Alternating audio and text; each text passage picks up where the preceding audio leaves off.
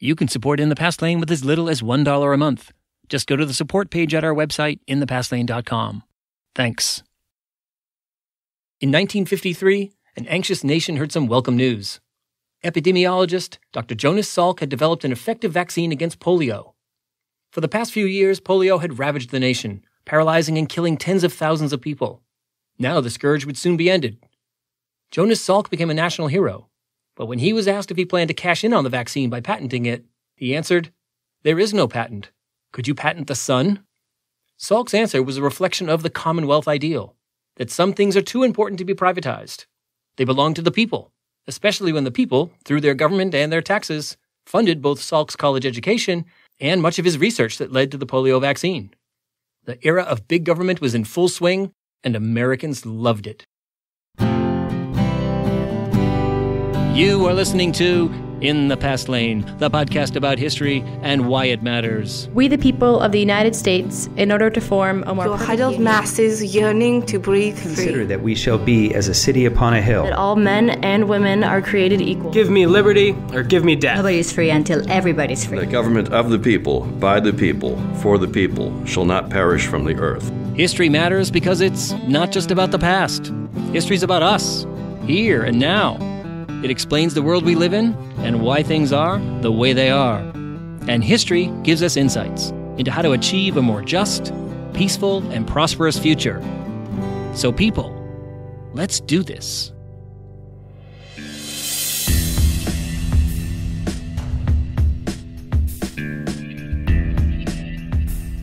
Hi there, everyone. Welcome to In the Past Lane, the podcast about American history and why it matters.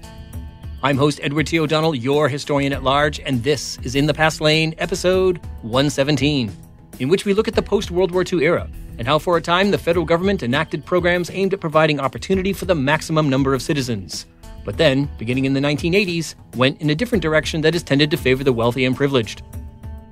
We are coming to you this week from the Great Society Studios, located in central Massachusetts. You can learn more about me, this podcast, and our guests at our website, inthepastlane.com. And on Facebook, Twitter, Instagram, and our YouTube channel. Driving us headlong into the new year is our oh-so-special executive producer, Lulu Spencer. So what's happening in the Past Lane this week? Well, the holidays are behind us. I don't know about you, but I had a great Christmas and New Year's. 3 of our 4 children, plus a son-in-law, made it home for Christmas. We were also joined by my wonderful mother-in-law and 2 of my siblings, plus some friends, including a 12-year-old and a 2-year-old. Who dropped by for our annual Christmas Eve afternoon Christmas cookie making and decorating fest. It was a blast. Then, just like that, the day after Christmas, they were all gone. Something about being in the real world and having to show up for work. New Year's Eve and New Year's Day were low-key, just hanging out with friends. All in all, I have a lot of blessings to count. And among those blessings is you, my podcast audience. Thank you so much for subscribing to the podcast and for all the positive feedback you've sent along. Thanks also to those of you who support In the Past Lane with a modest monthly donation via Patreon or PayPal. All you listeners are the reason I keep doing this thing. I'm looking forward to another great year in 2019. So thanks for coming along for the ride. All right, let's get to this week's episode. My interview with historian David Goldfield about his book, The Gifted Generation, When Government Was Good. Okay, people, hop into my vintage Plymouth Satellite. Your journey in the Past Lane begins now.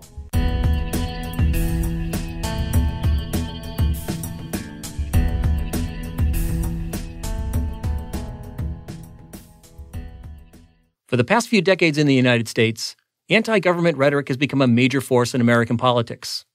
Conservatives insist that the government has grown too big and too expensive. And many of them also claim that it tramples the liberty of individuals through onerous regulations concerning the environment, the economy, the workplace, and education. But there was a time in the not-too-distant past when Americans liked and benefited from big government. It started in the 1930s when President Franklin Delano Roosevelt's administration responded to the Great Depression with a vast array of policies known as the New Deal. But it really ramped up from 1945 to 1969 during the administrations of Presidents Truman, Eisenhower, Kennedy, and Johnson.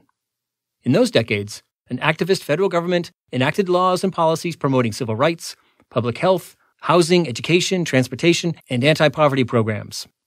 This era of activist government greatly expanded opportunities for success and upward mobility for millions of Americans, boosted the economy, and extended life expectancy. But then in the 1970s, a conservative political movement that had been gaining momentum since the 1960s began to push back against activist government, denouncing it as socialist and wasteful. And before long, the U.S. began to shrink or eliminate the programs that had opened up opportunity for so many in the post-war years. To learn more about this history of the rise and fall of activist government in U.S. history, I'll speak with historian David Goldfield, author of the new book, The Gifted Generation, When Government Was Good. In the course of our conversation, David Goldfield discusses how 3 presidents, Truman, Eisenhower, and Johnson, in part due to their own humble origins, supported laws that expanded civil rights and access to education, as well as programs that reduced poverty. How these programs emanated from a commitment to the Commonwealth Ideal, the notion that the purpose of government is to enact laws and policies that promote the general welfare of the citizenry.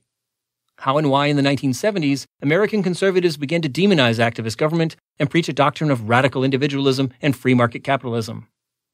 How the presidency of Ronald Reagan began a decades-long retreat from programs and policies that reduced inequality and provided broad opportunity for the largest number of Americans. David Goldfield is professor of history at the University of North Carolina at Charlotte. He is the author of 16 books, including Black, White, and Southern, Race Relations and Southern Culture, as well as Cotton Fields and Skyscrapers, Southern City and Region, both of which were nominated for the Pulitzer Prize. He's with me today to speak about his latest work, The Gifted Generation, When Government Was Good. David Goldfield, welcome to In the Past Lane. Good to be here with you, Ed. All right. Well, your book arrives at a particular moment in American history. We're in the midst of a great debate about taxes, healthcare, support for public education, immigration policy, civil rights, and so much more. And, at its essence, it's a debate about the very nature of government itself and what it should and should not do.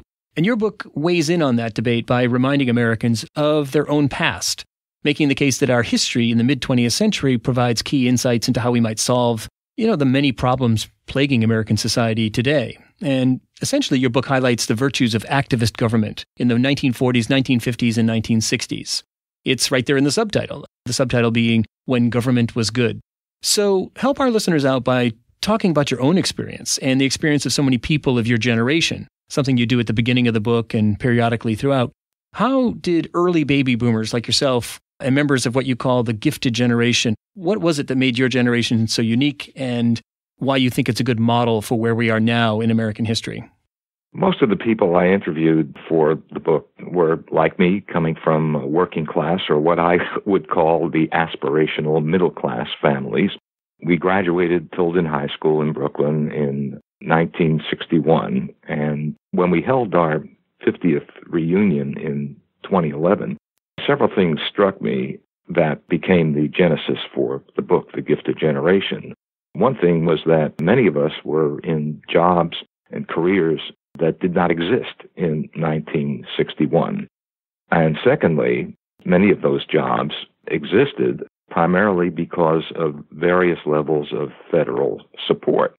How can a working class immigrant, some sons and daughters of immigrant families, prosper? And it was clear to me that the federal government played a major role in helping these individuals, not in guaranteeing the results, but in providing the opportunities such as the GI Bill, opportunities such as federal support for college education, particularly in the social sciences and the sciences, federal support for research and development, as well as infrastructural significant legislation by the federal government. The attack on epidemic diseases. Polio was a great scourge of the early baby boomers, but that was resolved, and about 80% of all the antibiotic medicines that we take today were discovered and developed with federal support during the 1940s and 1950s. So we grew up in an environment that not only provided the opportunity for success, but also provided the opportunity for a longer life. And you could see this in the increase in life expectancy. So when we were growing up, we expected to do well. We expected to exceed our parents. We expected to move out into the wider world. Now, there were barriers. There were barriers if you were African American. There were barriers if you were a woman. And there were barriers if you were Roman Catholic or Jewish. But all of these barriers were attacked, mainly through federal policy during the 1950s and 1960s. And that, combined with the other aspects of federal policy, opened the door for us to succeed. And we did. Yeah, perhaps you could tell us about one of your classmates. The one that stands out for me, embodying some of this government-provided opportunity, is Henny Nunno. Her story seems to be emblematic in many ways of women of her generation. Tell us about Henny. Henny Margulis Nunno, her parents, grandparents, came to the U.S. in the 1920s. And to say that they had nothing would not be an exaggeration. They were like many immigrant families fleeing oppression in Europe. And they were just here for a little while when tragedy struck, and two of their children were drowned at Coney Island. They settled in Brooklyn. And as a result, family tragedy really ripped through the family. Yeah, as one can imagine. Yeah, and of course it didn't help the economic trajectory of the family either. Henny's father was pretty much incapacitated by this, and her mom worked, and Henny went to work when she was 14. Now, some of your listeners might say, well, there's child labor law, she couldn't do that. But actually, she did, and the enforcement of child labor laws was not that great. Right. There's always a way to get around that with a fake note or a fake birth certificate, or people who just simply are not interested in looking for such things. Right. So here was Henny, and she was going to high school full-time, and she was also holding a full-time job as a secretary. So it was very difficult for her in high school. She got into college, and fortunately was a college, Brooklyn College of the City University of New York.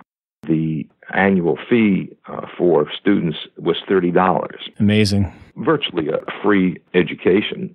And she majored in biology. She loved science. She loved working in the lab. And she graduated with honors, got married, had two kids, and basically was a stay-at-home mom. She stayed at home with her two children. Very typical for that era. Yeah. It was absolutely a typical family until 1972, when her husband called her one afternoon and told her he was leaving her. And here she was, no job. She did have a degree, but no job, and two young children at home. Well, fast forward to the end of the decade, she eventually got her doctoral degree, and then on top of that got a law degree. And she was instrumental in developing the rape kit that many law enforcement agencies around the country and, in fact, around the world use today. In fact, Henny has over several dozen patents credited to her. And this was someone who had to go to work at the age of 14 because her family was so impoverished.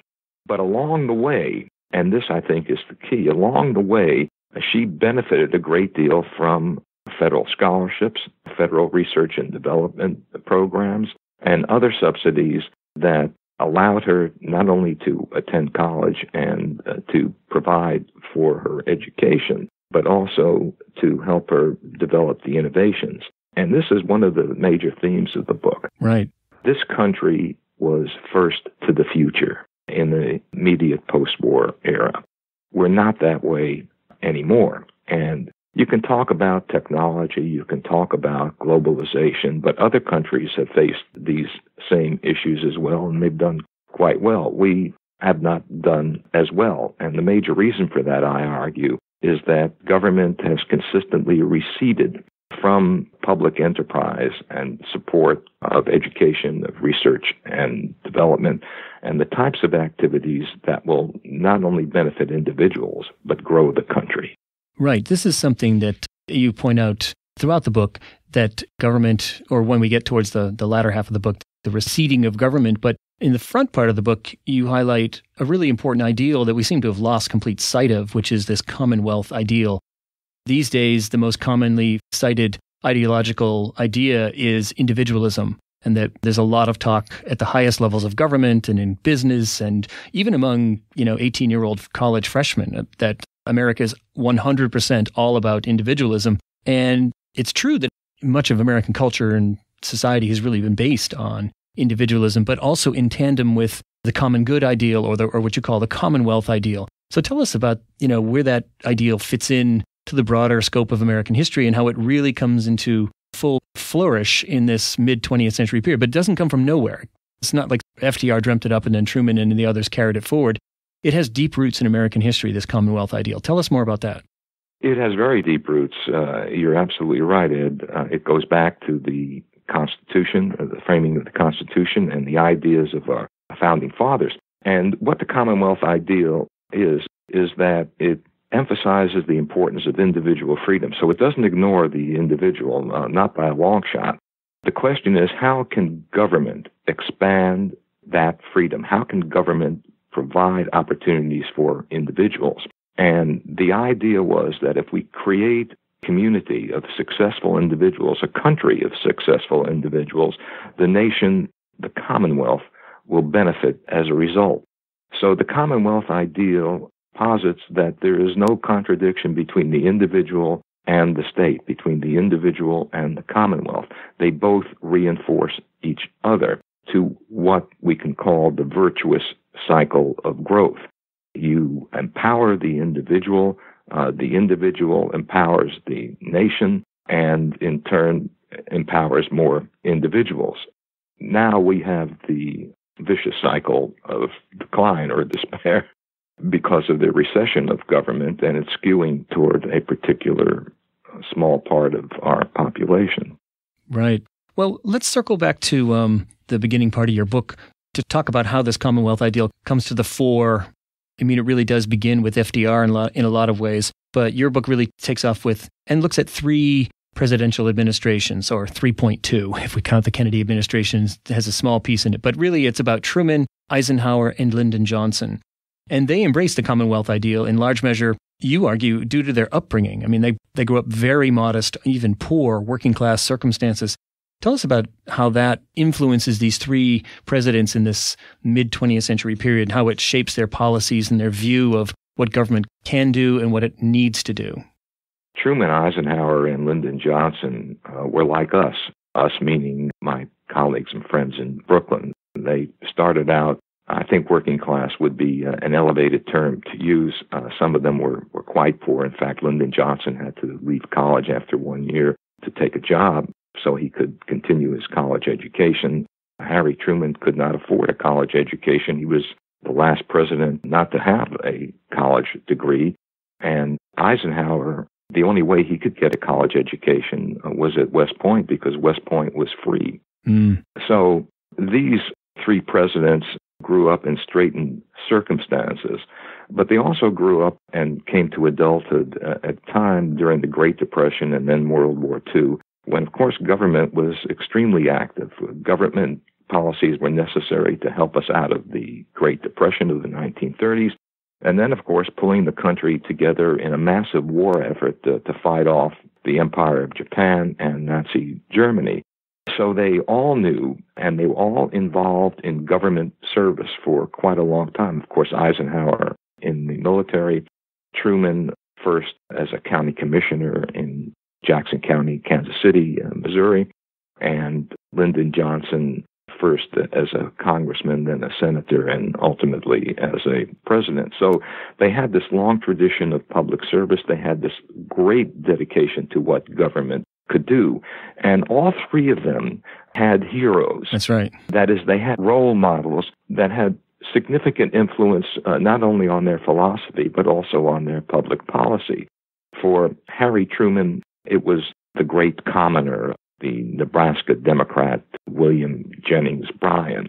For Lyndon Johnson, he would sneak into the Senate when he was a congressional aide in the early 1930s, just to hear the Louisiana kingfish, Huey P. Long, talking about share the wealth and give every family in America $90,000 a year income. So he thrilled to that. And of course, Eisenhower's big hero was Abraham Lincoln. And Eisenhower quoted, sometimes to the distraction of his friends and family, quoted Abraham Lincoln's dictum that government must do for the individual what individuals cannot do for themselves or cannot do well for themselves.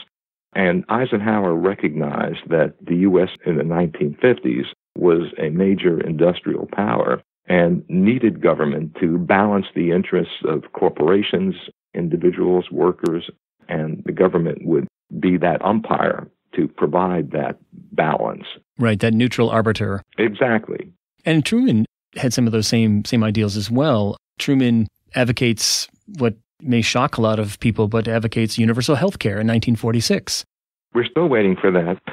Yeah, it's denounced as quote-unquote socialized medicine, but it certainly lays out the argument that part of Commonwealth society, one of the requirements is that everybody not have to worry about healthcare and not have to worry about going bankrupt or dying young because of inadequate healthcare. And Truman also advocates the first civil rights laws since Reconstruction, again, comes up against a stone wall of opposition. And he also favors immigration reform and many other things that constitute this ideal of activist government providing more opportunity for more people in the name of the Commonwealth Ideal. Another thing you point out is that these are not cautious positions. All three of these presidents are way out in front of public opinion, and public opinion comes along to catch up to them, but they're courageous in a lot of ways. Tell us more about Truman.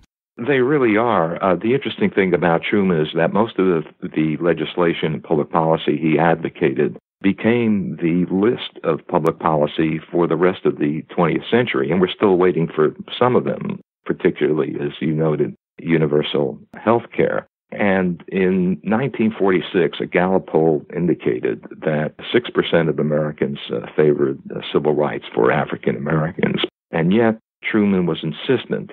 And here was a guy who grew up in basically a Confederate family. Right. His mother was very proud of the fact that when she was a girl, she stomped on a copy of Harriet Beecher Stowe's Uncle Tom's Cabin. And when Truman, when he was a senator and introduced his mom to a senator from Mississippi, made the comment, "Would you believe, Mom, that this senator never met a Republican until he was 18 years old?" And his mom said, "Well, he wasn't missing anything." And when he invited her to the White House when he became president, he said, "Mom, I'm going to put you in the Lincoln bedroom." And his mom said, "I'd just as soon sleep on the floor." Yeah, so she's hardcore. Yeah, very hardcore. So he grew up in a very distinctly Confederate or Southern environment, yet he believed in fairness. And I think his experience as a county commissioner, they called him judge in those days, in Jackson County, Missouri, where he applied the law and he applied public policy fairly to African Americans as well as whites. And this was extremely important to him. He was part of the Pendergast machine in Kansas City that believed that African Americans deserved equality as far as public policy was concerned. But the rest of America, they really weren't favoring that. And if you take the South out of the Gallup poll, it's still only 20% of Americans in 1946 favored civil rights. And in terms of immigration reform, my goodness, well, right. A vast majority of Americans didn't want to have those folks from Southern and Eastern Europe, those Catholics and Jews who, it was argued, would never assimilate. They have different traditions, different customs, and their religions are incompatible with the U.S. as a Protestant nation. And there's fear of communism, too. Yeah, a fear of communism, and they'll bring criminal elements. So it was sort of an interesting argument that these Jewish and Catholic refugees were too religious in their religions, but yet they were all communists. Yes. Didn't make much sense. But again, it was a very effective argument against that. And we really didn't get immigration reform until 1965, when Lyndon B. Johnson abolished the quotas. For example, Greece had an annual quota of about 320, and Great Britain had an annual quota of 30,000. So right. You can see written into our law is this discrimination. Well, we don't like Greeks for the reasons that I just mentioned. And it was not until 1965. And what got the Congress over the hump of this was that the Soviets were broadcasting propaganda.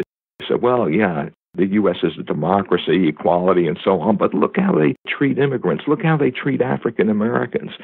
So the Cold War had something to do with the transformation of American immigration policy. It was not necessarily we woke up one morning and say, hey, this is wrong. We should not discriminate against immigrants from Southern and Eastern Europe. Right. And as you say, it affects civil rights as well. That's an important part of the point. We want to look good in front of the world. Absolutely. In this great battle for hearts and minds around the world in the 1950s and 1960s. And Eisenhower is very keenly aware of that, but he also believes in fairness and equality and opportunity. And he has the opportunity to oversee the actual passage of a very modest, but still nonetheless important Civil Rights Act as part of his administration. So he's part of this story as well, as far as expanding opportunity. But the one thing I wanted to talk about with Eisenhower that as a really emblematic example of his approach is the Sputnik crisis in 1957. That's when the Soviets send up the famous satellite Sputnik. And to say the least, Americans freak out about this. And Eisenhower's administration's knocked on its heels by all kinds of accusations of being asleep. And there were people very prominent people that said, this is worse than Pearl Harbor. This is so big a disaster for the United States.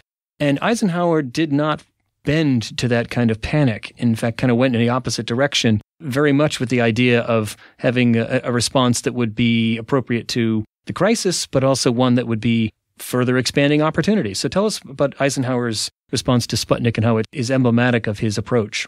Eisenhower's response was not to panic, but to put money into education. In other words, rather than investing in military hardware, he invested in human capital. And several of my classmates whom I interviewed for the book benefited from the measures that Eisenhower promoted, particularly the National Defense Education Act of 1957-58. And there were a number of others, expansion of research and development funds and the like. And Eisenhower believed, and he said in the press conference, and reading this today, it's amazing that people actually believe this, that he said, look, guys, we have no enemies on the moon. Right. Because the fear was that the Soviets would use their space satellites to establish bases on the moon and thereby rain down rockets and ballistic missiles and nuclear devices.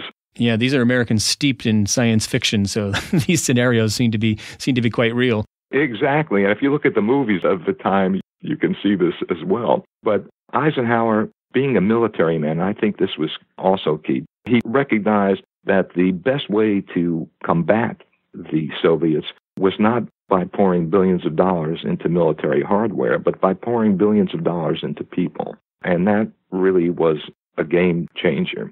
He made a wonderful speech a few years earlier before the Sputnik that he was not going to sacrifice mankind on a cross of iron, reminiscent of William Jennings Bryan's Cross of Gold speech in 1896. And what he meant by that was that he wasn't going to invest billions of dollars in military hardware. This was back in 1953, even before the Sputnik.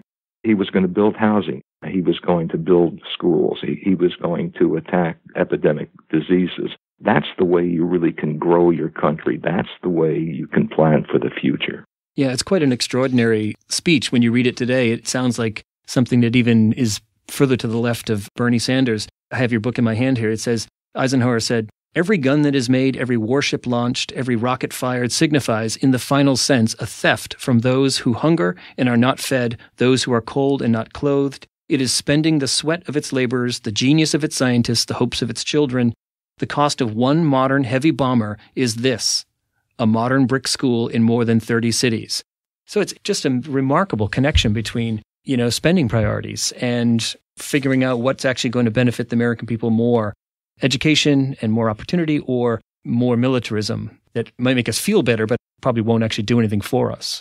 Well, you bring up an interesting point, Ed. If you read the speeches and the public statements and writings of these presidents, these three presidents, many of their words are far to the left of any politician today, even though in the context of their times, they were not considered radical politicians. And of course, Eisenhower was a Republican. Now, it's true that all three presidents had problems with their own political parties, because you have to remember that in those days, we actually had a four-party system. Right. The Republicans had moderates and conservatives, and they often clashed with each other.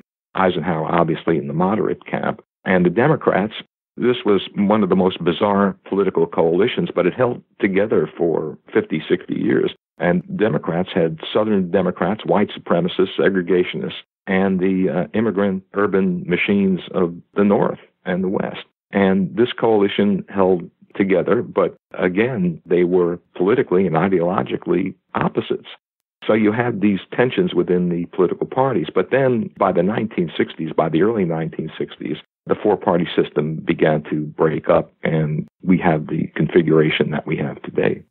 And a lot of that has to do with the successes of this movement prior to that, culminating in some ways with LBJ's successes. You know, he becomes president through tragic circumstances, but seizes the moment and says to one of his aides, "I'm going to out-Lincoln Lincoln." And in a lot of ways he does with the 1964 and 65 Civil Rights Acts. You already mentioned the immigration reform. He passes or signs into law all kinds of anti-poverty programs, infrastructure, funding for education, and not quite universal health care, but the first giant step towards something like it, Medicare. And this earns him accolades, but ultimately it sets the groundwork for the Great Reaction, the Great Pushback. And we can see it when we look back to Barry Goldwater's campaign in 1964, and certainly with the election of Richard Nixon. Tell us how all this era of activist opportunity-providing, Commonwealth-oriented government begins to come to an end and finally does come to an end. I guess in some ways, the easiest marker there is with the election of Ronald Reagan. So between LBJ and Ronald Reagan, what happens?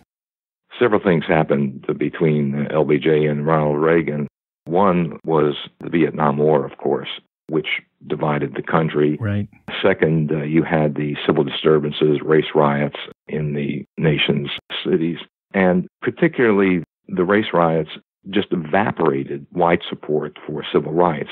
The riots began in 1964 and 1965. You remember the series of long, hot summers that lasted through 1967. And for many whites, they were incredulous. Hey, look, we just got these civil rights acts passed, the Voting Rights Act of 1965, the Civil Rights Act of 64. Why are they rioting in the cities? Of course, what many whites didn't understand is that the ability to sit next to a white person in a movie theater and the ability to go vote, many of these provisions of the Civil Rights Act applied specifically to Southern African Americans, whereas other forms of discrimination, sometimes equally as worse, existed in the cities of the North and West and were untouched, relatively untouched by the Civil Rights Acts of 64 and 65.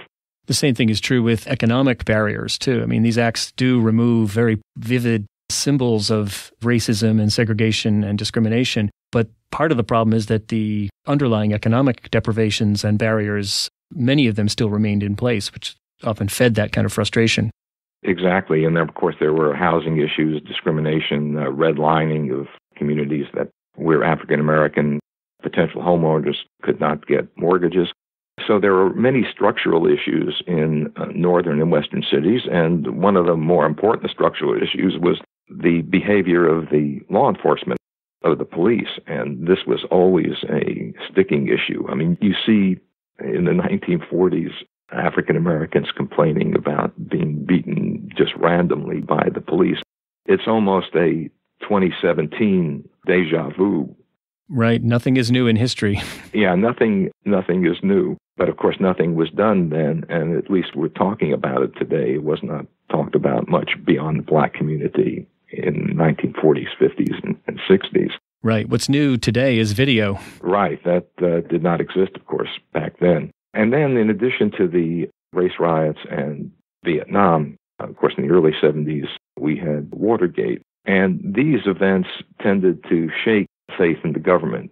In 1960, the last year of the Eisenhower administration, almost 3/4 of Americans, according to a Gallup poll, trusted the government, believed in the federal government, and looked forward to its public policy. That's remarkable. But by the mid-1970s, that had declined to a much smaller minority, below 40%. And what we needed at that time, Ed, was a president to come and step forward and say, okay, we screwed up. We didn't do well, particularly in terms of Vietnam and Watergate. Let's get back on track, and let's get back to the Commonwealth Ideal, and let's have the government work for all Americans as it did in the 40s, 50s, and early 60s. Instead, we got Jimmy Carter. Right. And Theodore Lowy, a great political scientist, said that Richard Nixon was the last Democratic president. That's right. Well, obviously, Nixon was not a Democrat. But if you look at the record, it's pretty extraordinary. Exactly. And if you look at that record, particularly in terms of the environment, in terms of taxation and public housing, Nixon did a lot to continue the policies of Lyndon Johnson. But Jimmy Carter, Americans like their presidents to be larger than life, and Jimmy Carter in many ways was smaller than life. He's probably had the best post-presidency of any president that we've ever had. I think so. But as president, he really didn't seize the moment. He talked about malaise. Americans didn't want a psychological diagnosis. They wanted some action. They wanted some uplift. And the great uplifter was, of course, Ronald Reagan. The irony of this great uplifter, Ronald Reagan, was that he set about to dismantle the government and direct government policy, not toward the Commonwealth, but toward a fairly exclusive group of wealthy individuals and donors. And wrapped in the language of individualism, freeing individuals. So he spoke to the average American, but in very vague terms about freeing you from the shackles of government and tyranny and so forth, and letting you find your own way. But obviously those policies may in fact have benefited individuals, but they certainly benefited businesses and banks and other enterprises that once they were unshackled could really do what they wanted, including dismantle unions. Well, he was right. They benefited the individuals, but only relatively few individuals. What Ronald Reagan wanted, he wanted to establish the deregulatory state, that he wanted to strip the federal government of all the environmental rules, of all of the financial business legislation, and just allow free rein for these groups. Donald Hodel, his energy secretary at the time, there was concern about global warming even back then, and his response was, well, just use a stronger suntan oil. So the policies that Reagan pursued, one of the reasons why he was so popular, he did all of these things with sort of a shrug and a smile. Kind of an aw shucks approach. Yeah, you couldn't help but like the guy. But he really was quite destructive and set a pattern not only for future Republican presidents, but also for future Democratic presidents, particularly Bill Clinton, whom a number of political scientists have referred to as Republican light. Right. He essentially advocates that third way, or the Democratic Leadership Council idea that people don't want activist government. They don't want the things that were provided in the mid-20th century. They want sort of a smaller version of that. In fact, Clinton's one of his memorable lines, I think it's in 1996, says, "The era of big government is over." Very much a surrender of that ideal. Yeah, and I poke fun at that line in my book because he was actually about 15 years too late for that, because Ronald Reagan believed that in all his heart. In fact, Ronald Reagan said the 9 most feared words in the English language are, "I'm from the government and I'm here to help," never realizing the irony that he presided over that very same government. And the fact that he was a child of the Great Depression and at many times at various points in his life said that his ideal president was FDR. So go figure. Exactly. It's important to point out, though, Ed, that Ronald Reagan was not against the government. He was just against the government and the Commonwealth Ideal. He used the government very effectively to promote a particular sector of the economy and particular individuals within that sector. So it became more exclusive government. And there was a backlash. And the backlash occurred within the Republican Party. In 1992, at the 1992 Republican National Convention, Pat Buchanan gave an address, and he urged Republicans, demanded that Republicans pay attention to common men and women. It was a speech and a plea that was rarely heard in Republican conventions in previous years. But Buchanan had sensed correctly that a large group of Americans, particularly those in the Rust Belt, particularly working class white Americans, were being neglected. The Reagan Democrats were being neglected by both political parties. And if you read Pat Buchanan's speech, the racial implications of that speech, as well as the class implications of that speech, you could see the genesis, the roots of Donald Trump's insurgency in 2016. Yeah, it's a blueprint in many ways. Exactly. Well, we're almost out of time, and I just wanted to ask one question. I always ask people about their works and how they speak to today. Well, I think we've already gotten there. I guess the question is, if you're an advocate of, returning in some ways to this era of activist government and the Commonwealth Ideal, it seems to me that it's about leadership. That would obviously be one thing, that having presidential candidates that believe in this as opposed to more cautious Jimmy Carter, Bill Clinton types. But also, it seems to be a big question of language, that people who believe in activist government have lost the language battle, lost the phrasing battle. Libertarianism is really popular these days, and there's almost there's almost an unwillingness among even prominent members of the Democratic Party to say, I believe in government. I don't believe in, gigantic socialist government, but I believe in government and it's a good thing. Speaking in those positive terms, is that part of the political equation? I definitely think so, Ed, because the individual is an important part of the Commonwealth Ideal. These presidents, Truman, Eisenhower, and Johnson, were important because they recognized that government policy can empower the individual. Now the right and the extreme right have taken over this individualism rhetoric. But in fact, it's really government policy that empowers the individual. And by empowering the individual, we empower the entire country. Yeah, and this idea that there's some sort of notion of a free market that exists, where in fact the free market is really the creature of public policy. But exactly, that's another discussion for another day. Well, David Goldfield, this has been a very interesting and very timely conversation and a vivid example of how, history isn't just interesting stories and moments in the past. History, it needs to be done with an eye towards the present and the future. And your book very much offers great insights into what we might do to correct some of the problems that face this country. So thank you very much for taking the time to talk to us, Ed, in the Past Lane. Thank you, Ed. I really enjoyed it. David Goldfield is the author of The Gifted Generation, When Government Was Good, published by Bloomsbury Press and available everywhere. To learn more about this period in U.S. history, check out these In the Past Lane episodes, like episode 18, which features my interview with Nicole Hemmer about the history of the rise of conservative media, or episode 36, when I speak with Christine Woodside, author of the book Libertarians on the Prairie, Laura Ingalls Wilder, Rose Wilder Lane, and the Making of the Little House books. And episode 46, where I speak to Richard Rothstein, author of The Color of Law, A Forgotten History of How Our Government Segregated America.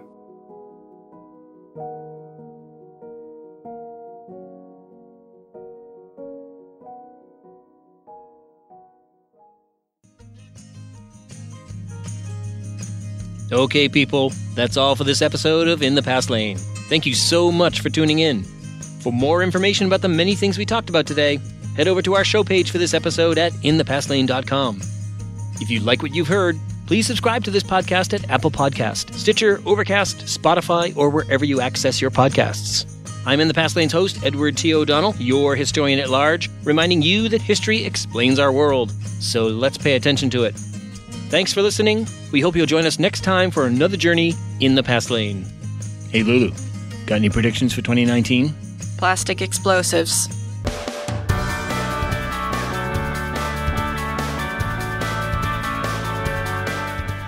SBI, Snoring Beagle International.